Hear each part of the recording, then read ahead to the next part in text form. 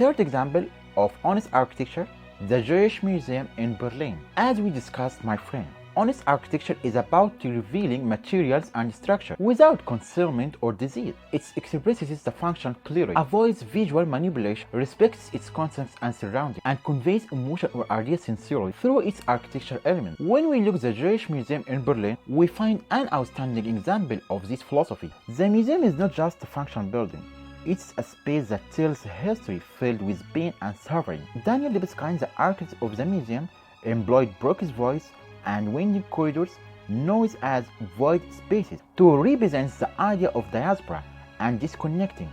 The walls are irregular, the windows are not comfortably aligned, and there are spaces filled with heavy silence, such as the Holocaust Tower, which reflects isolation and despair.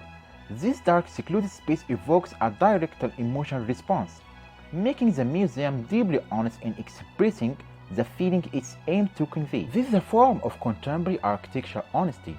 Additionally, the building used real, exposed materials like zinc cladding, concrete, and raw metals, without decorative covering. Every element serves as a psychological or sensory function, reinforcing the material and structural honesty of the building. But here an important point. The museum is a clear example of deconstructivism architecture, a style known for breaking traditional forms and creating irregular geometry to symbolize emotional or existential complexity. That doesn't mean it contradicts the idea of honest architecture. On the contrary, the museum uses deconstruction as a sincere tool to express pain, fragmentation, and absence. It does so through space, materiality, and symbolic computation, such as the line of void. In this context, deconstructivism architecture does not oppose architectural honesty. Instead, it becomes a profound method for communicating human message and cultural trauma in a sincere and sensory manner. In the end, the Jewish Museum of Berlin is a form of honest architecture, not in the literature of Bauhaus scene, but in a symbolic,